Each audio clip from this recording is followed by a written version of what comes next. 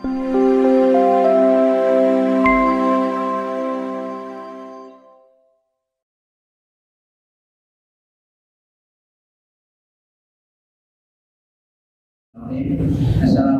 warahmatullahi wabarakatuh. Waalaikumsalam warahmatullahi wabarakatuh. Alhamdulillahirabbil alamin. Wa bihi nasta'inu ala umuri dunya waddin. Wassalatu wassalamu ala asrofil anbiya'i wal mursalin wa ala alihi wa sahbihi ajma'in. Amma ba'du. Yang saya hormati Bapak Arif yang benar, yang saya hormati juga ibu-ibu peserta kajian kuliah juga dan juga teman-teman. Alhamdulillah, bersyukurillah, mari kita selalu panjatkan puji syukur kita kepada Allah Subhanahu wa Ta'ala yang telah melimpahkan nikmatnya beribu-ribu nikmat, bahkan berbiliar-biliar nikmat yang tidak bisa dihitung nikmatnya itu dibuat. Untuk itu mari kita jadi hamba-hambanya yang pandai bersyukur nikmat-nikmatnya. Salawat dan salam semoga mari kita selalu aturkan pada Nabi kita Muhammad SAW, pada keluarganya, pada sahabatnya, dan juga pada orang-orang yang istiqomah di jalannya di agama Islam. Jadi bapak-bapak, ibu-ibu semuanya, kita buka ini kajian doa ini dengan baca basmalah dulu. Bismillahirrahmanirrahim. Untuk itu, ibu-ibu yang masih di luar silakan masuk dulu. Sampai bermasuk dulu. Masih banyak yang kosong ini tuh. Ibu gimana kabarnya? Baik semuanya? Alhamdulillah. Sehat ini? Alhamdulillah. Ya, senang sekali rasanya melihat ibu ini banyak di sini. Masih tetap istiqomah ya Bu. Alhamdulillah, amin. Untuk kajian kita pada pagi ini dengan tema perjalanan menuju akhirat, itu tadi ya, menyambung dari yang Sabtu kemarin ya. Baik, tentu itu tidak lama waktunya kita akan segera mulai. Kepada Ustaz Fatih dengan Gunung, lalu dari persilakan. Bismillahirrahmanirrahim. Assalamualaikum warahmatullahi wabarakatuh. Alhamdulillah, innal hamdalillahi nahmaduhu wa nasta'inuhu wa nastaghfiruh wa na'udzu billahi min shururi anfusina wa min sayyiati a'malina. May yahdihillahu fala mudilla lahu wa may yudlilhu fala hadiya lahu. Asyhadu an la ilaha illallah wahdahu la syarika lahu wa asyhadu anna Muhammadan abduhu wa rasuluhu la nabiyya ba'dah. Allahumma salli wa sallim ala rasulika Sayyidina Muhammadin sallallahu alaihi wasallam wa ala alihi wa ashabihi wa min tabi'ahum ila yaumil qiyamah. Ya ayyuhalladzina amanu taqullaha wal tanzur nafsum ma qaddamat lighad wattaqullaha innallaha khabirum bima ta'malun. Ya ayyuhalladzina amanu may yartadda minkum an dinihi fasawfa yatillahu biqaumin yuhibbuhum wa yuhibbunah adillatin 'alal mu'minin a'izzatin 'alal kafirin yujahiduna fi sabilillah wa la yakhafuna lawmata la'im. Dzalika fadlullah yu'ti man yasha wallahu wasi'un 'alim. Masyaallah kan wa ma lam yasha lam yakun. La haula wa la quwwata illa billahil aliyyil azim. Sebelum saya mulai, ibu-ibu maju Bu, depan Bu, dipenuhi. Nanti biar yang terlambat enggak ngelewati jenengan. Yang terlambat tidak melangkahi jenengan. Yuk depan aja dilurusin. Ya, sudah ada soft yang rapi, tinggal ngikuti saja. Ya, softnya udah rapi, tinggal ngikuti saja. Alhamdulillah wa syukurillah. Bapak Ibu yang dimuliakan oleh Allah Ta'ala, patut kita bersyukur kepada Allah atas nikmat yang banyak yang masih diberikan kepada kita hingga hari ini. Kita diberi nikmat hidup. Dengan hidup ini Allah masih beri kesempatan kepada kita untuk beramal saleh. Karena sesungguhnya orang yang sudah meninggal dunia, dia tidak akan kembali untuk bisa beramal lagi. Kalau seandainya bisa hidup lagi di dunia, pastilah orang-orang yang sudah berada di alam kubur minta kembali lagi. Orang yang beriman ingin kembali untuk menambah pundi-pundi pahala. Orang yang bermaksiat kepada Allah, yang ingkar kepada Allah, ingin kembali lagi untuk bersyahadat, beriman dan beramal saleh. Maka selagi kita masih diberi kehidupan, maka gunakan waktu sebagai modal yang sangat berharga untuk menambah pundi-pundi pahala, untuk memperbanyak amal-amal saleh kita. Sesungguhnya mereka-mereka yang beramal akan mendapatkan balasannya di hari kemudian. Bapak Ibu jamaah yang dimuliakan oleh Allah Ta'ala, perjalanan menuju akhirat adalah sesuatu yang pasti. Saya ulangi, perjalanan menuju akhirat adalah sesuatu yang pasti. Suka atau tidak, mau atau tidak, sedang longgar atau sedang sibuk, beriman atau kafir, sedang bermaksiat atau sedang beramal saleh, sedang tidur atau terjaga, semua sedang menuju akhirat. Semua sedang menuju akhirat. Bangsa jin sedang menuju akhirat, binatang menuju akhirat, manusia menuju akhirat, dan makhluk Allah yang lain yang kita tidak tahu, semua sedang menuju ke akhirat. Berarti akhirat adalah finishnya sebuah perjalanan. Jika ada lomba lari maraton atau lomba sepeda, dari garis start dimulai, pastilah ada sampai finishnya. Dan kehidupan kita sudah dimulai sejak zaman azali. Kita sudah mulai saat diciptakan di alam ruh, dan terus berjalan, terus melakukan perjalanan kehidupan demi kehidupan hingga ujungnya.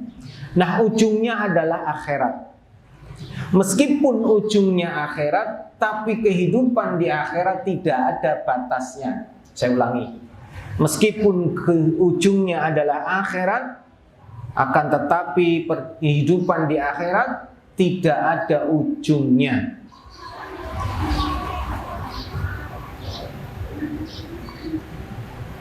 Karena kehidupan di akhirat adalah kehidupan yang kekal, kehidupan yang abadi, selama-lamanya,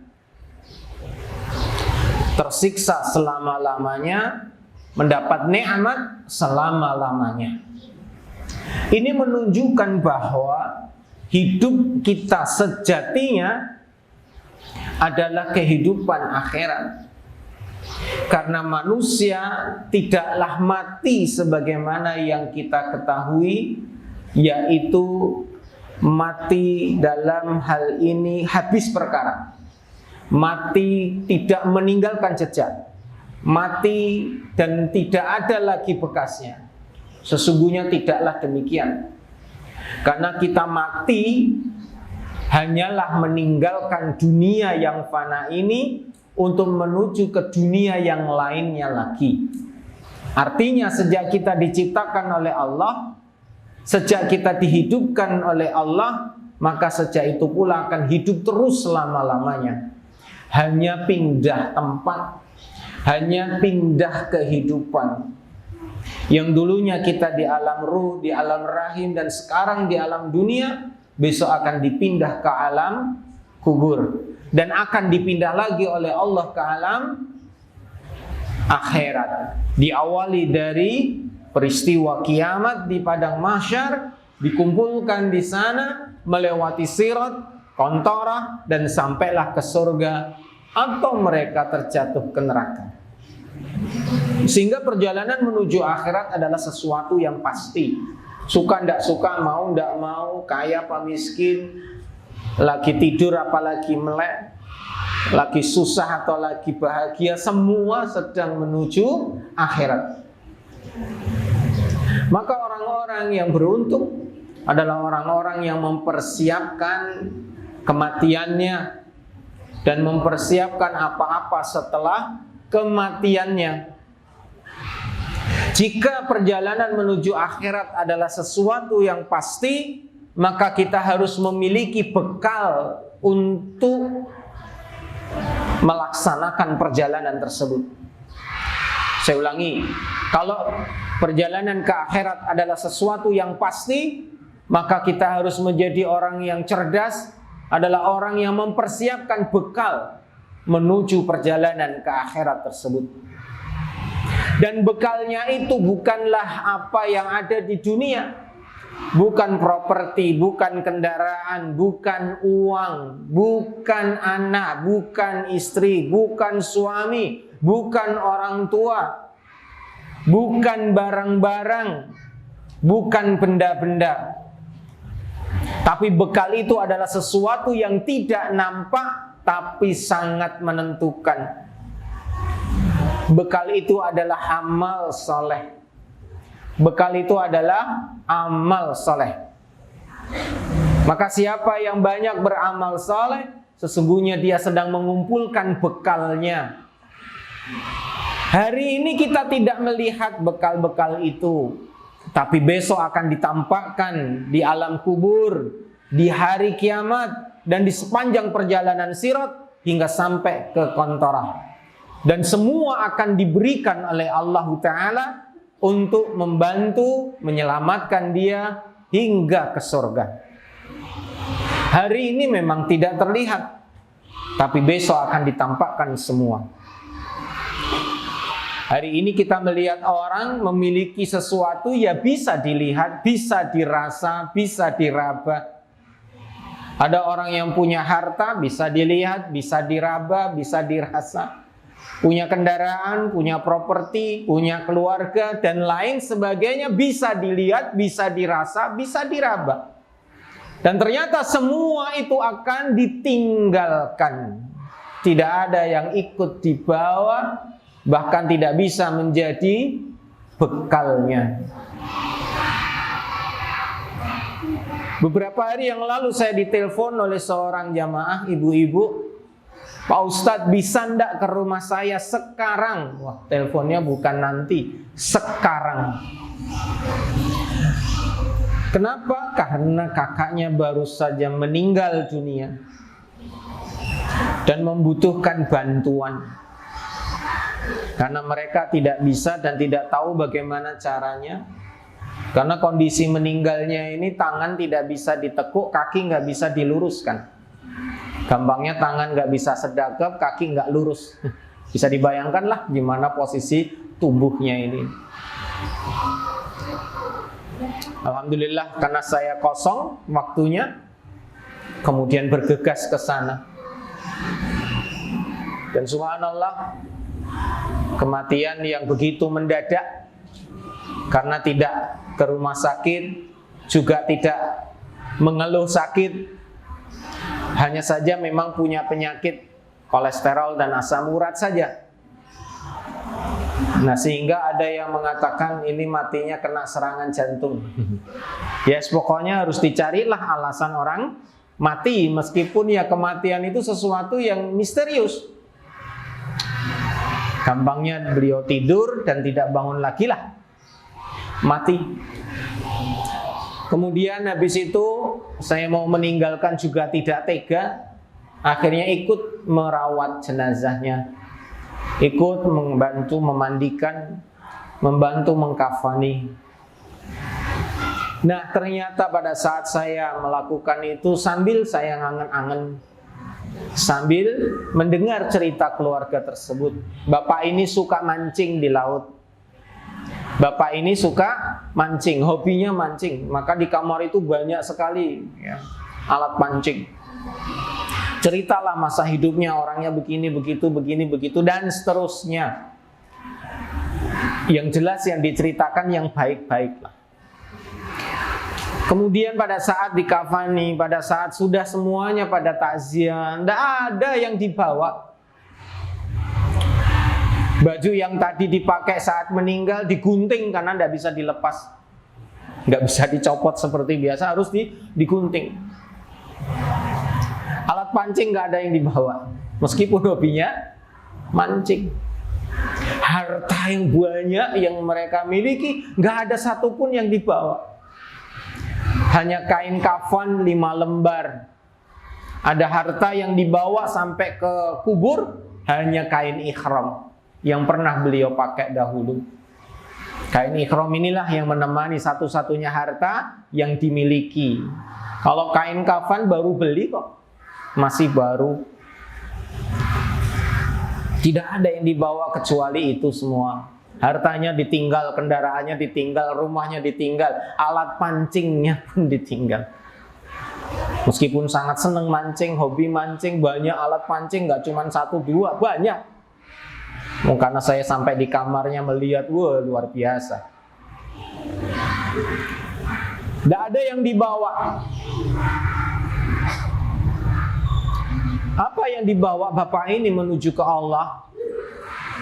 Ya, yang dibawa amal-amalnya saja waktu di dunia kemarin, sebelum meninggal. Tinggal hitung-hitungan nanti sama Allah, bagaimana amal-amalnya ini bisa menyelamatkan dia dari siksa kubur ataukah tidak. Maka tidak ada bekal yang terbaik menuju kepada Allah kecuali amal soleh. Kecuali amal soleh.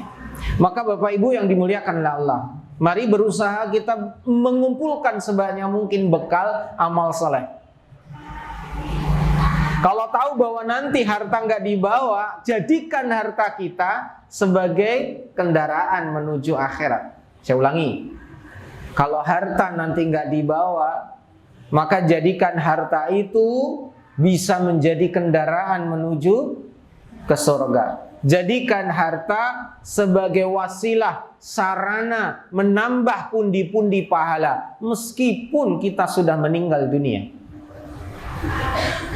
Meskipun kita sudah meninggal dunia. Maka bagaimana? Ya kalau kita masih punya harta, gunakan harta itu di jalannya Allah. Jadikan harta digunakan di jalannya Allah. Dipakai buat sholat, dipakai buat puasa, dipakai buat umrah dan haji, dipakai untuk sedekah, dipakai untuk majelis ilmu, dipakai untuk silaturahim dan sebagainya. Sehingga kemarin saya nulis di status dari ucapannya seorang ulama, lebih baik hartamu habis di jalan Allah daripada hartamu habis di jalan maksiat. Saya ulangi, lebih baik hartamu habis di jalan Allah daripada hartamu habis dipakai buat maksiat. Memberi nafkah istri di jalan Allah, memberi nafkah anak di jalan Allah, memberi orang tua di jalan Allah, sedekah ke tetangga di jalan Allah, dipakai untuk beli buku di jalan Allah, dipakai untuk perjalanan ke majelis ilmu, dipakai untuk di jalannya Allah, dipakai buat puasa di jalan Allah. Semua yang berkenaan dengan ibadah di jalannya Allah. Maka jangan pelit dengan harta.